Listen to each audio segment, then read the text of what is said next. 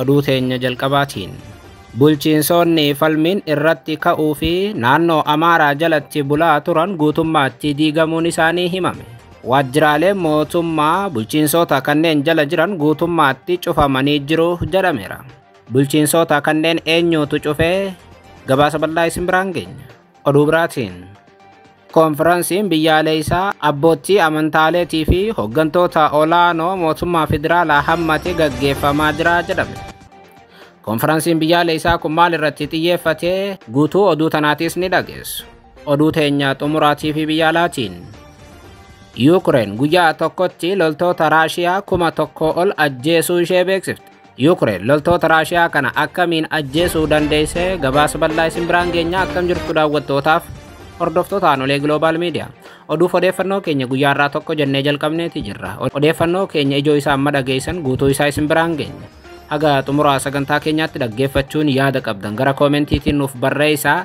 Viidiyoon keenya namoota hedduu bira akka dhaqqabuuf ammoo like, share, subscribe godhuun dagatinaa isiniin jenna. Kallattumaan gara gabaasa bal'aattiin isin qajeelcha.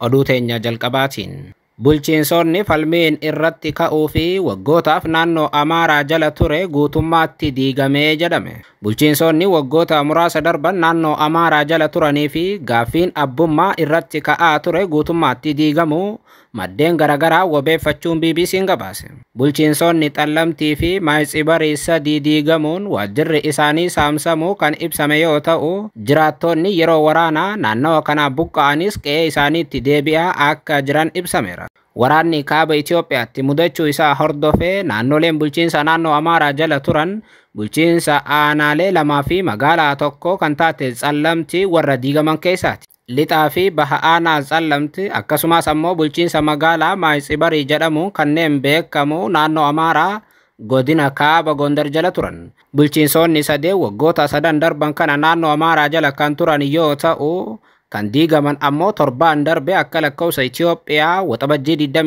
21,2016 irraa kaasee akka ta'e bulchitoonni godina kaaba Gondarii fi naannawichaa BBC Afaan Amaaraatti himan. Aanga'aan naannoo Amaaraatiin mudaman tokko bulchiinsi naannoo Xallamtii sadii akka tajaajila caasaa mootummaa kennaa turan dhaaban taasifamaniiru jedhan. Kunis erga walga'iin itti gaafatamtoota paartii badhaadhinaatii fi bakka bu'oota mootummaa fi naannoo Amaaraa waliin taasisaniin booda akka ta'e ibsan. Walga'ii guyyaa Jimaataa ture irratti aanga'oonni naannoo Amaaraatiin mudamuun naannawa kana bulchaa turan hojii akka dhaabaniif ajajni itti kennamuu dubbatan. Guyyaa sana irraa kaasuunis biiroowwan bulchiinsaa guutummaatti saamsamuu BBC'n Afaan Amaaraa maddeen adda addaa wabeeffachuun gabaaseera. Maddi bulchiinsa godina Gondar kaabaa gabaasni wal fakkaataan isa qaqqabuu dubbatan tokko gama isaaniitiin caasaaleen naannawichaa hanga Jimmataatti hojiirra turan Jimmataan booda garuu raayyaan ittisa biyyaa biiroolee saamsee jedhan.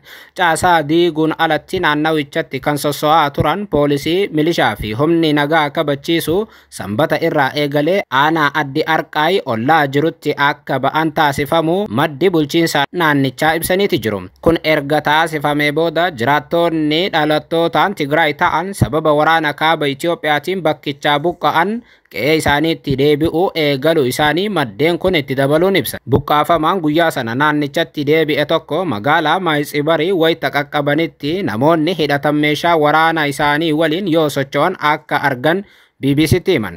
Biirooleen mootummaa garuu cufaa ta'uu isaanii kan dubbatan namni amma achitti deebi'e kun konkolaataan magaalichaan isaan ga'e buqqaatota kan buuse manneen barnootaa keessatti ta'uu jiraataan Maayiitsibaritti amma deebi'ee qubate kun himeeti jira.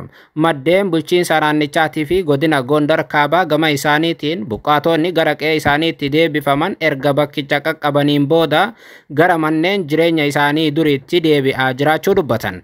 Buqqaatonni dhalattootaan Tigraay kun gara mana isaanii duriitti deebi'uu irratti hordoffii kan taasisu magaalaa Maayiitsibaritti kan argamu gareen taajjabdoota naannoo Amaaraatii fi bulchiinsa yeroo naannoo Tigraay irraa walitti babba'an akka ta'e maddi bulchiinsa naannoo Xallamtii BBC Afaan Amaaraatti himeeti jira. Bakka bu'oonni kunneenis kan gahe taajjabdummaa isaanii bahan bulchiinsonni naannichaa diigamaniiru.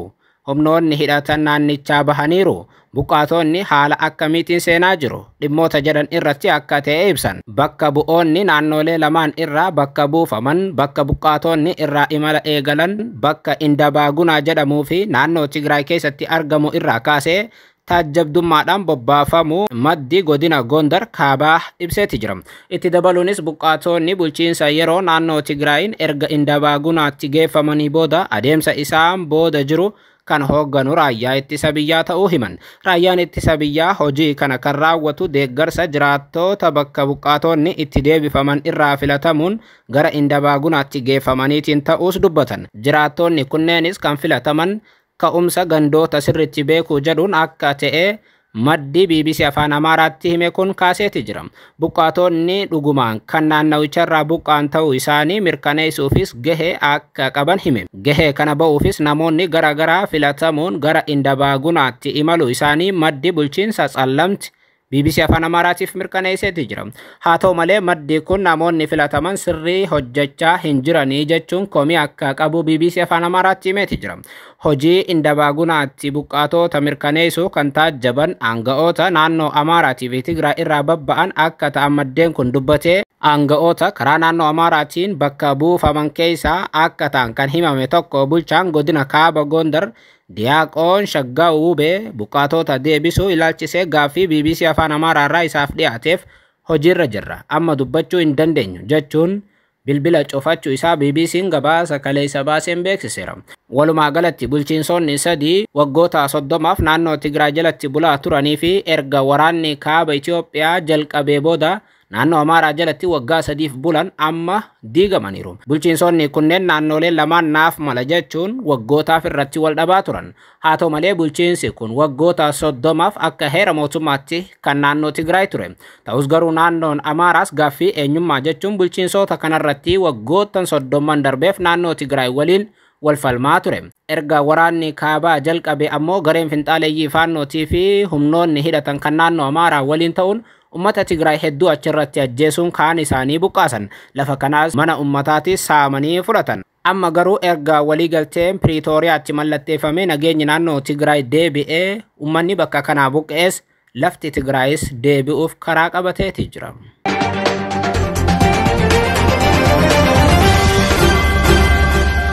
Oduu biraatiin konferansiin biyyaalessaa abbootii amantaaleetii fi hooggantoota olaanoo mootummaa federaalaatiin gaggeeffamaa jira jedhame. Konferansiin biyyaalessaa abbootii amantaaleetii fi hooggantoota olaanoo mootummaatiin magaalaa Finfinneetti gaggeeffamaa jiraachuun ibsameera. Konferansichi qopheessummaa ministeera nageenyaatiin kan gaggeeffamaa jiru yoo ta'u, mata duree dhaabbileen amantaalee keenya nageenya waaraa keenyaaf jedhuun gaggeeffamaa jira jedhameera. Itoophiyaa waggoota 6 darbee rakkoo nageenya hamaa keessummeessaa jirtu keessatti abbootiin amantaa nagaa buusuuf gahee olaanaa qabu. Konferansii kanarratti abbootii fi dura bu'oota amantaalee, barsiisota wangeelaatii fi hoogganoonni olaanoo mootummaa federaalaa akkasumas ammoo kan naannolee biroo hedduun argamu ragaa ministeera nageenyaarraa argame ni mul'isa.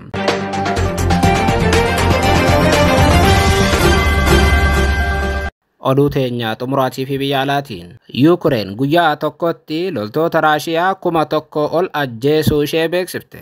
Ministeerri raayyaa ittisaa Yuukireen ibsa guyyaa kaleessaa baaseen humni waraanaa biyyattii guyyaa tokko qofatti loltoota Raashiyaa 1,000 ol ajjeesuu hime.